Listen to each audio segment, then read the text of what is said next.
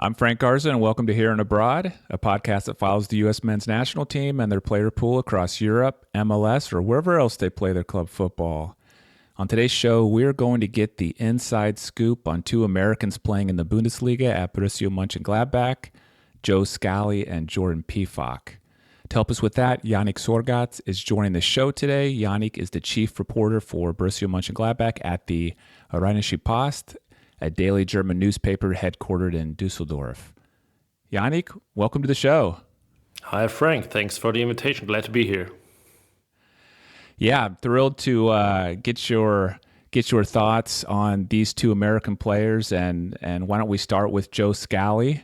And understand you actually sat down with him today for an interview, so I know you'll have a lot of fresh information to share with us. But first, I'd just love to hear kind of big picture. What's your overall thoughts of him as a player?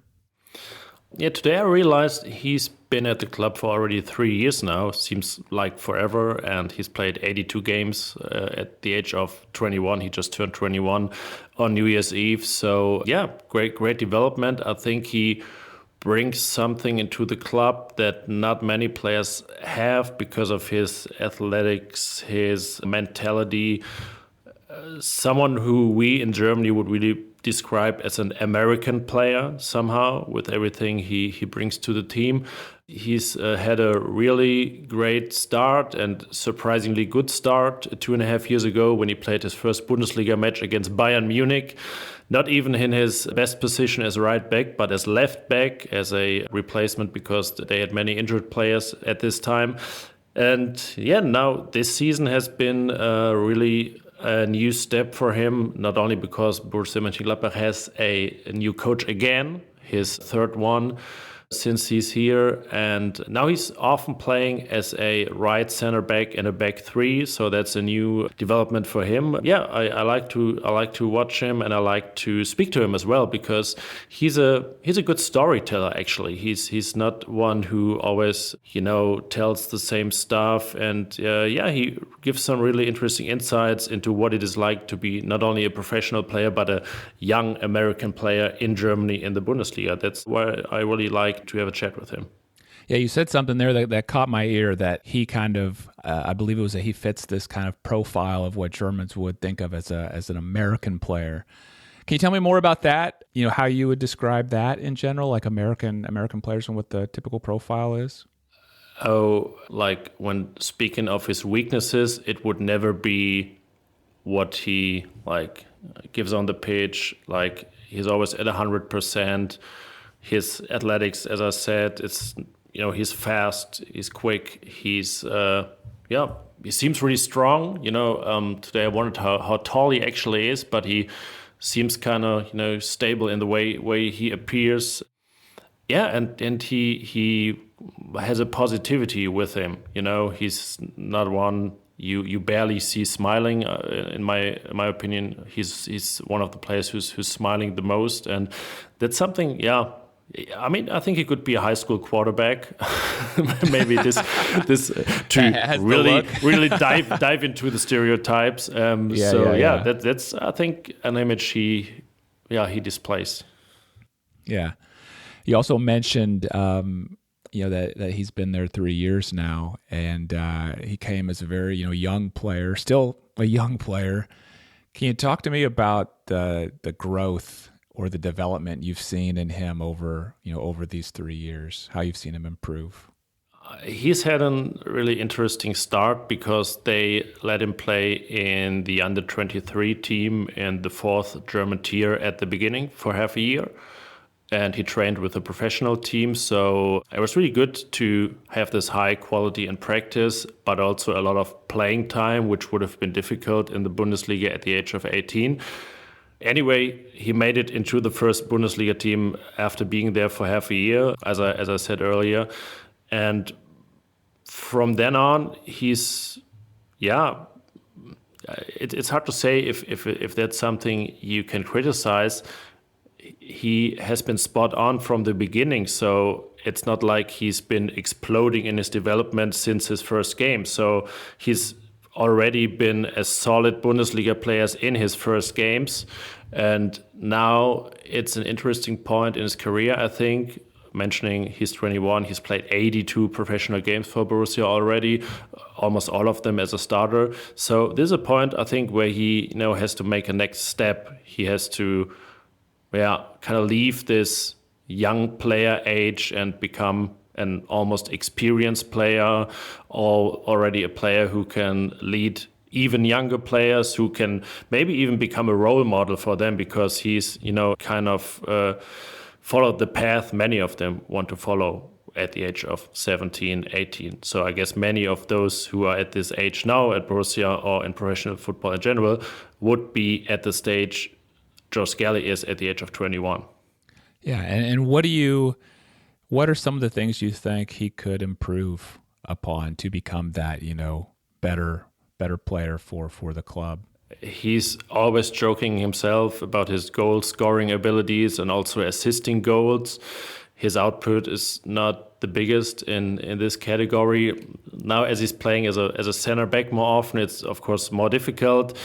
And as he's not that good in the air, he's also not a player who's really present at set pieces. So that's something he can improve, I think. And then, still some, technical things like, cleaner passing. Maybe it's good that he's kind of showing courage, also playing or trying to play line-breaking passes. But sometimes, he could just make less mistakes still, I think. So that's also something I have in mind when I say he has to make a next step at this level now. I mean, I think that's something that when U.S. MNT fans, think about him as a player, I think he has kind of the reputation as being maybe more of the defensive-minded player who isn't that dangerous in the attack. It sounds like that's kind of what y'all experience at Gladbach as well, that he's doesn't play that important of a role in the attack. Is that fair to say? Yeah, I cannot criticize that he's missing too many chances in front of goal, because he barely has any. The only Bundesliga goal he scored this season was from wide range, with also a little lucky, because Mainz goalkeeper helped him a little and the ball flew in a kind of unusual way. So his shooting ability, kind of some basic things like shooting, passing, the things you can measure. I think everything in football you can't measure, that's really top, speaking of Joe Scally. But also in the one-on-one and stuff like that. And of course, as you said, everything that's when we speak of the offensive output. Yeah, you said something else earlier that kind of caught my attention, that he's been playing center back some. I hadn't realized that. So why has he been playing center back, and how much center back has he been playing at Gladbach? In the last week, since the end of October, he always has. Gladbach has started the season with a back four, and they've played a back four almost over all the recent years, 5, 6, 7 years.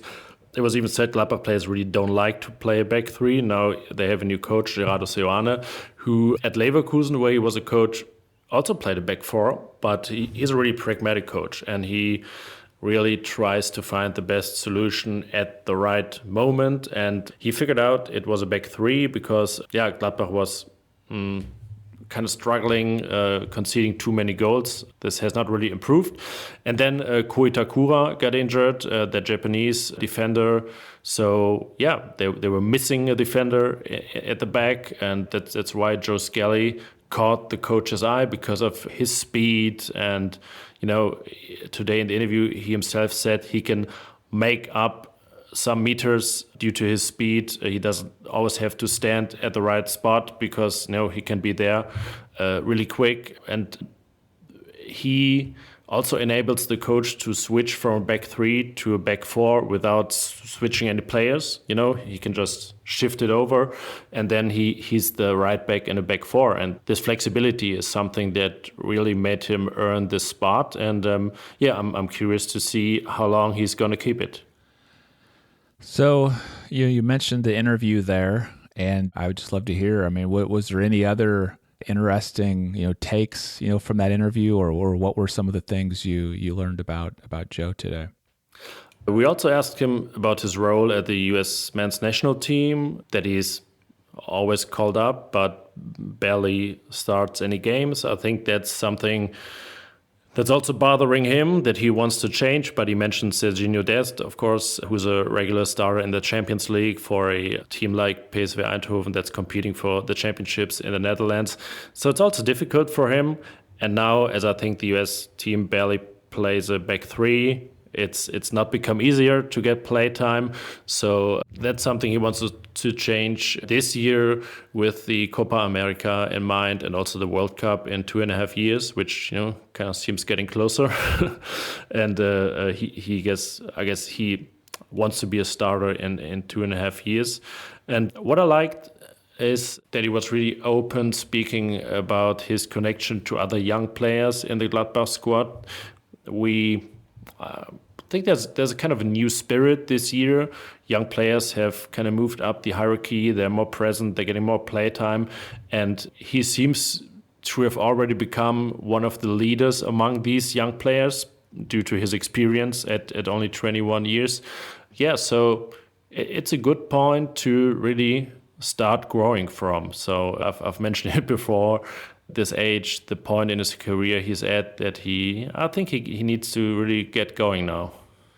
Yeah, his evolution with the U.S. men's national team it's been interesting, and it does appear to be moving very slowly in the right direction, but very slowly. I remember during World Cup, qualifying, back for 2022, he wasn't even kind of a for sure roster player, at the time. He did solidify his spot as we got closer to the World Cup, made the roster, but I don't believe he played, 1 minute at the World Cup.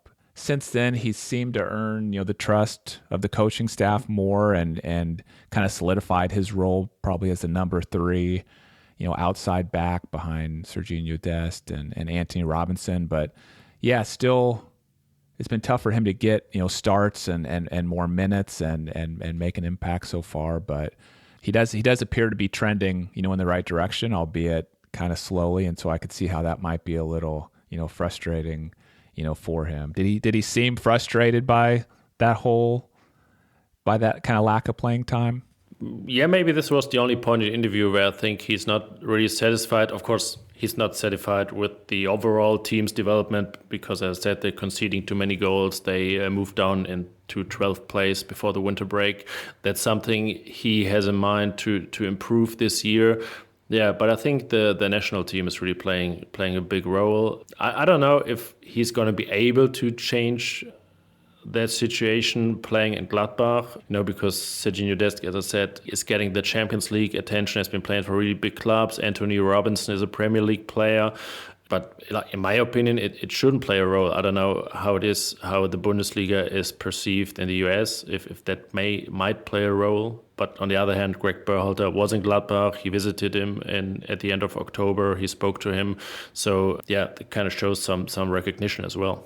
I would say in general, American fans, when we see, one of our players, starting regularly and getting regular minutes in the Bundesliga, we expect that they're going to be playing pretty regularly, for the U.S. men's national team too. So we'll see how it all plays out. Before we move on to Jordan Pefok, I want to just ask you about Joe Scally's, long-term future, with Gladbach. Do you see him being there in the long term, or what are your thoughts on his future there? I don't really know about his short or middle term plans. I think, and he said that in interviews before, long-term plans always include the Premier League if you're an American player. He has quite a good market value. He's got a contract until 2027 in Gladbach, so there's no need to rush selling him, maybe next summer. So I guess he should take at least 1.5 more years to see what is possible for him as well. If maybe this role as a right center back is the one that suits him best out of all, that he is able to cut down, his mistakes, that he can improve the things I mentioned, passing, build up and stuff like that, getting better in the air. Yeah, so he should really use those 1.5 years to work on these points, and then Yeah, I think he's going to have many opportunities, playing a key role in Gladbach, maybe making a move to England. But first of all, he still has some work to do, certainly, yeah. All right, well, I will look forward to continue to watch him at Gladbach and develop. Let's talk about another American player, Jordan Pefok, who I know has been out injured the last couple months. So maybe we can start there. I mean, what are you hearing about his injury and when he may return to the team? He started practicing at the beginning of last week when they ended their winter break. He's played 45 minutes in a friendly last weekend. But he had a tough start, was not really integrated into the game, didn't receive any balls. And so that's what the coach was also not happy with. So speaking of next Sunday, when they start the Bundesliga against Stuttgart, I don't think he's going to be able to be a starter. He's going to be on the squad, I think. So that's an option. Yeah, he needs to get back to 100% of his physical ability again.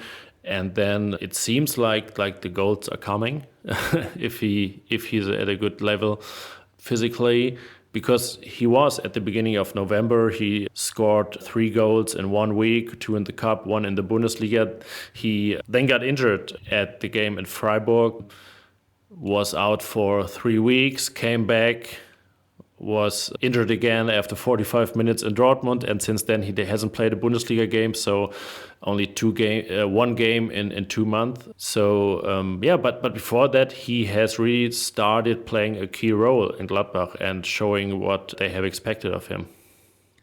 Yeah, from what I've seen of him, like when he was with Union Berlin, I mean, he can be kind of a streaky goal scorer. I remember him going on a tear a couple of times, with them, scoring a lot of goals, and then maybe going a few months, without some. Can you talk a little bit more about what you saw from him before the injury and what kind of player, what stood out to you about, him and him as a player before he got injured? He certainly is Gladbach's best player on the roster in securing the ball with his back to the goal, really making sure the rest can push forward, and without him they're struggling to do so. So he also has a great importance besides scoring goals. So he can have a really good game even without having any big chances. I remember their only away win in the Bundesliga in Bochum, where he was just, so present and really securing the ball and really drawing the attention of the other players. So there was space for his colleagues. And he combines this, being a threat himself and making his colleagues a threat. That's a really good mix, and that's where he has to get himself again. But as I said, his health is going to be the basis for all of this. Who does he compete with for minutes, in that starting striker role, and kind of where is he on the depth chart, when fully healthy? They have 2 number 9s. The other one is Tomáš Čvančara from the Czech Republic, who came from Sparta Prague in the summer. He's only 23. He is as tall as Jordan, but he's more dynamic, a quicker player, but he has not these abilities in securing the ball, and can also play in a wide role, so they could possibly play together, which has barely happened, I think, only for one half or so. So it's either Jordan or Čvančara, and in the last weeks it's been none of them. That's also been a problem in Gladbach because both of them were injured. When he came on loan from Union Berlin, I thought he would be like the number 2, the clear number 2, but now it's really become A or B if both are able to play. So that's kind of more than I had expected from him. And that's also one reason why I think Gladbach might be eager to keep him over the summer. Well, that's a good lead into my next question now is, I know he's on this loan. You just said there that you think Gladbach might be eager to keep him, longer. Can you tell me more about that? They have an option to buy, so if they want to, they can. It should be around 5 million, I think, and as you know, Gladbach is still in the German Cup. They are playing in the quarterfinals, and if they qualify for the semifinal, that's already 3.5 million more. So almost one Jordan, so they would be able to afford him. But of course, he has to minimize the doubts that he can keep up physically and that he gets enough playtime because he's ready to. So yeah, coming back to this topic all the time, that's the first step, and then the next step is showing what he has already shown, and then there's a good chance that Gladbach are eager to keep him. Yeah, well, hopefully he can get healthy and start to score some goals again. Well, Jannik, before I let you go, I would just love to hear if there's any other like personal stories, behind the scenes stuff, anything about either Joe or Jordan's personalities that you can share with us. I always like to ask that question because I know you cover the team day in, day out. You do these, in-person interviews. Anything else you think people might enjoy hearing about either of these two players? I wouldn't say I was surprised when you wrote me and wanted to speak about about Joe and Jordan, because Jordan, of course, he's playing for the US, but in Gladbach he's more like a French player because I think he speaks English, but not that well. His French is much better, so he has joined what we call the French connection in Gladbach. As you know, they have many French-speaking players, with Alassane Player as the head of this group. They have Manu Koné, Franck Honorat, Nathan Gumus. So when they enter the training field, he's always with that group. So you don't see him with Joe Scally, but with the other French guys. So yeah, and of course you call him Jordan Pefok. We kind of only call him Jordan, but when we use a last name, we take his French name, Sibatcheux. I think Pefok, that's his mother's name, right? I believe something so, like yeah. that. Yeah, it was kind of complicated. Yeah, that's been something that's kind of evolved too. I think he's kind of changed. He's kind of changed the names throughout his time with U.S. men's national team as well. Yeah, and one thing about Joe, he told us that he still needs to earn his German driver's license, because since he's, I think, from the state of New York. It's either New York or New Jersey. I forget which one, but definitely East Coast somewhere. Yes, no matter what, he's not allowed to use his American driver's license in Germany without taking all these tests you need to take. And he said, when you're from Connecticut, you can, but not when you're from his state. So he still needs to pass this German driver's test. And so when you do this interview with Joe, is it in German or is it in English? It's in English, yeah. It's English, okay. Yeah. Any sense of how good his German is? I wouldn't blame him that it's not so good after 3 years in Germany, because it's really difficult as a native speaker of English to learn a foreign language, because everybody in the country you live in speaks English. So I guess his German friends might have improved their English, speaking to Joe a lot. And he's trying. He says he doesn't need any translation in video sessions, speaking to the coach, just speaking himself, giving interviews. That's still not really possible. But he's trying. And that's, of course, something I mentioned earlier that really is typical for Joe. He's always trying. So you can never blame him for not trying. Yeah, that makes sense. Well, Jannik, thank you so much for being on the show. I'll make sure and put links in the show notes to your X account, which is at AUFMPLATZ, and also to your work at... You know what it means? No, I was going to ask you about it. What does it mean? It's auf dem Platz. That means on the pitch, and so it's like a shorter version of on the pitch. Ah, okay. I knew that had to mean something. Thank you for explaining that. So I'll link to that and also to your work at the Rheinische Post. But before I let you go, anything else that you'd like to share? Maybe if any of your listeners have German abilities, they can tune into our podcast, Fohlenfutter. Maybe you can link to it, because it's kind of complicated. Borussia Mönchengladbach, they're called the Fohls. That's their nickname. And that's Fohlen in German. And that's our weekly podcast. And of course, we also speak about Joe and Jordan there regularly. So yeah, maybe if anybody's able to speak German, tune in there. We'd be glad to. I will definitely put a link to that in the show notes. Thank you, Jannik.